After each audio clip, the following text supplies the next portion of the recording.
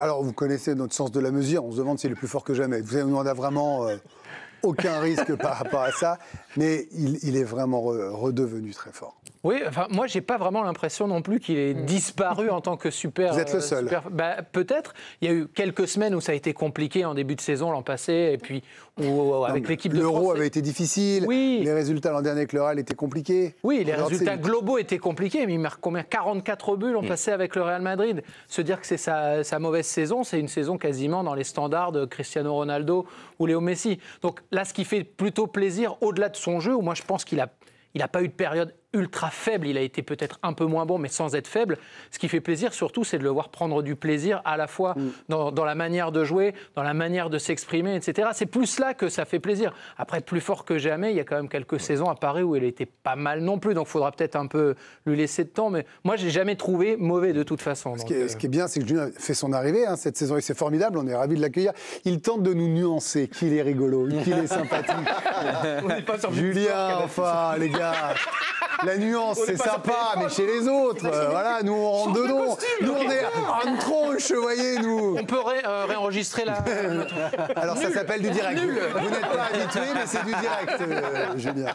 Non mais Yoann Rioux, je me souviens, et c'est pas pour vous mettre dans la sauce quand je dis ça, loin de là. Vous aviez été très sévère après l'Euro, vous aviez des doutes. Là, on retrouve qu'il a une vivacité, une créativité. Ça fait vraiment qu'on l'avait pas vu. Non, mais surtout, il y a une différence énorme par rapport à la saison passée. Julien, tu l'as très bien dit, il est large meilleur buteur de la Liga avec 31 buts. Il met extraordinaire contre Manchester City comme match retour en barrage, le fabuleux triplé. Il est là. À l'aller aussi. Mais sauf que c'était un Real Madrid en crise, un Real Madrid avec la fin du ancelottisme, avec des joueurs aussi, avec Vinicius, la terrible déception de ne pas avoir eu le ballon d'or, une équipe qui était en bout de course.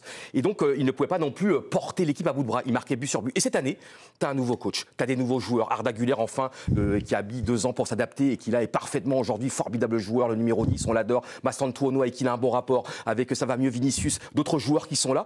Et donc, il y a le collectif déjà qui va beaucoup mieux. Il y a un collectif, ça joue mieux. Et lui est à la finition. Et pas seulement la finition, il est au début des actions. Physiquement, il va beaucoup mieux. Mentalement, il est en pleine bourre. On l'a vu en équipe de France aussi, où il te marque à la fois contre l'Ukraine, à la fois contre l'Islande. Ça se passe bien au Parc des Princes. C'est-à-dire que vraiment, toutes les planètes sont alignées. Et physiquement, les différences qu'il fait de nouveau, son jeu de jambes, de nouveau sa faculté à dribbler rapidement. Parce qu'aussi, il y a eu des vacances cet été pour la première fois. Il a pu avoir 3 vraies semaines. Il a enfin pu couper. Il a pu aussi la fameuse charge mentale. Et c'est exceptionnel parce que physiquement, il est en pleine bourre. Comme vous, il n'a jamais été aussi affûté. Moi, je suis jamais. Depuis Interville, je plane. Quoi. Non, mais arrêtez de faire toujours la première. Un peu de pub, allez. Vous êtes toujours en train de ramener.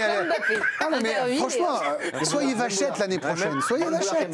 Soyez Vachette. Juste alors, pour traduire et aller dans le sens, à la fin de Julien et de Yoann sur la finition, il l'a jamais vraiment perdu. Sa finition, son aura devant le but, peut-être plus d'occasions, et un ratio qui était moins intéressant. Mais en 2025, dans les 5 grands championnats, toutes compétitions confondues, voilà, c'est le meilleur buteur sur l'année civile, 38 buts marqués. Il est toujours devant les autres, les plus grands. Ça fait pas doute. Mais où est-ce qu'il a progressé entre cette saison et la saison dernière au Real Madrid? Bon, c'est la même tête, pourtant, vous voyez. Oui, c'est exactement la même tête. C'est pas sur le. Et pourtant, il a perdu des kilos. Mais l'année dernière, il était décisif toutes les 97 minutes. Là où il est décisif toutes les 62 minutes. Il est plus collectif. L'année dernière, c'était une passe et demie avant à tir contre 3,5 passes. Enfin, tir. Et dans les duels. C'est pas. Et dans les duels. Et là où c'est intéressant, c'est que dans les duels, il a plus d'impact. 47% la saison dernière contre 58% de duels gagnés la saison passée. Des stats vraiment qui veulent dire beaucoup de choses. Non, Julien. Non, mais c'est juste que les stats, elles ont été aussi minorées par son début de saison l'an dernier, mais il a quand même une saison crescendo. Bien sûr. Excusez-moi, mais enfin.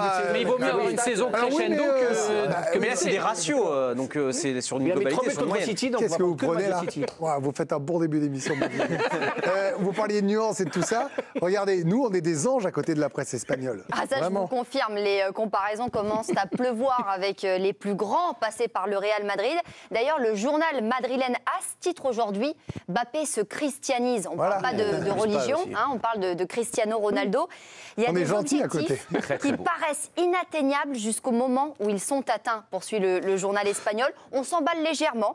Avec son rythme actuel, il peut ambitionner de suivre les traces du légendaire numéro 7 avec ses 450 buts en 438 matchs. CR7 qui avait aussi remporté 4 ballons d'or et 4 Ligues des Champions avec le Real. Alors, il y a encore un peu de marge, mais en tout cas, selon la presse espagnole, il est sur les temps de passage de Cristiano Ronaldo s'il se maintient à ce rythme. Alors, pendant que vous parliez, Alicia, Émilie a dit une phrase qu'on va retenir, qui marquera l'histoire. Quand vous avez dit 450 buts à 438 matchs, il peut les faire, elle a eu cette phrase mythique, oui. Bah ouais. Et ce bah ouais mérite toute mon attention, Émilie. Pas de nuance, un avis tranché. Oui. Bien sûr. Expliquez-moi ce ben ouais. Non, mais ils l'ont pris pour ça. S'il est allé au Real, c'est pour ça. Et effectivement, être dans les traces de Cristiano, c'est tout ce qu'on lui souhaite. Et pour moi, c'est l'objectif de sa carrière. C'est un joueur où, normalement, on n'en attend pas moins. Donc, en fait... il faut gagner, hein. Au Real, il faut gagner. C'est aussi ça l'obligation principale. Je pense que c'est ça. Il a subi la saison dernière aussi le fait le manque de titres, le manque d'événements par rapport au Real. Mais ça, c'était lié au club. Donc, lui aussi, ça, forcément... Le manque de niveau de l'équipe. Ça empathie sur nous aussi, notre avis, etc. Mais si on regarde ses stats, c'est complètement fou. Et c'est aussi pour ça que l'effet Mbappé va continuer. Donc moi, non, pour moi, c'est normal. Ce joueur est un très grand joueur et on ne peut pas être surpris par ce qui se passe. On peut juste remarquer que c'est du Mbappé dans le crampon, quoi. Alors je ne sais pas ce qui se passe. Loïc Tanzi écoute ses camarades déjà calmement. Bien sûr. Et en plus en faisant la moue. Ouais. Comme Bibi. Pourquoi ? Je suis convaincu par personne parce qu'on a oublié les pénaltys quand même. Il marque beaucoup de pénaltys depuis le début de la saison. Déjà, il tire les pénaltys. Et ça compte pas. Au Real Madrid. Ah, ça compte, mais tu ne veux pas nous faire un truc sur les ratios et après obligé nous enlever les pénaltys. Global. Quand tu juges son début de saison, le fait qu'il tire les pénaltys et le fait qu'il est dans une équipe aujourd'hui qui va beaucoup mieux que l'équipe de la saison dernière, début de saison dernière au moins, avec Ancelotti. Alors il est mieux dans le jeu parce le jeu de Xabi Alonso lui correspond mieux par rapport à celui de Carlo Ancelotti. Sauf qu'on est encore très loin du meilleur Mbappé qu'on a vu depuis qu'il a commencé sa carrière.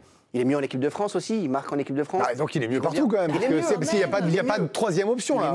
Il est mieux. Mais je le redis, il est très loin du niveau qu'il doit avoir au Real Madrid et qu'il doit avoir en équipe de France. Le deuxième but par exemple, je trouve assez systématique, mais même le premier, le petit crochet où provoque le pénalty, ce sont des choses, des accélérations, un rythme de course, une capacité physique, mentale et technique qu'il n'avait moins ces derniers temps. Il est mieux que ces derniers temps. Mais est-ce que c'est mieux au niveau où il était au plus fort, à Monaco, à Paris ? Le Mbappé du début au Paris Saint-Germain, où il était dans le temps, où les 1 contre 1 il passait parce qu'il allait plus vite que les autres. Là, c'est plus difficile.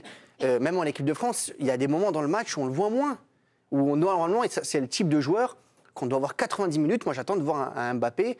Quand il doit mettre un quadruplé, il met un quadruplé. Et pas juste, il met un but, on dit ah oui, c'est super. T'es pas content triplé, quoi. Voilà. Et mais Louis, par exemple, il y a des matchs où il doit mettre un quadruplé, là, maintenant, il est totalement sur le numéro 9, maintenant, il a peut-être pas adoré ce poste, mais ça y est, il sait faire ce poste, il prend plaisir à ce poste, il dézonne un petit peu moins, même s'il aime toujours aller sur son côté gauche, mais je trouve quand même que d'avoir, ça y est, il a pris la peau de ce numéro 9, alors peut-être pas de devenir le nouveau Ronaldo. Pour vous, il est devenu un 9 encore.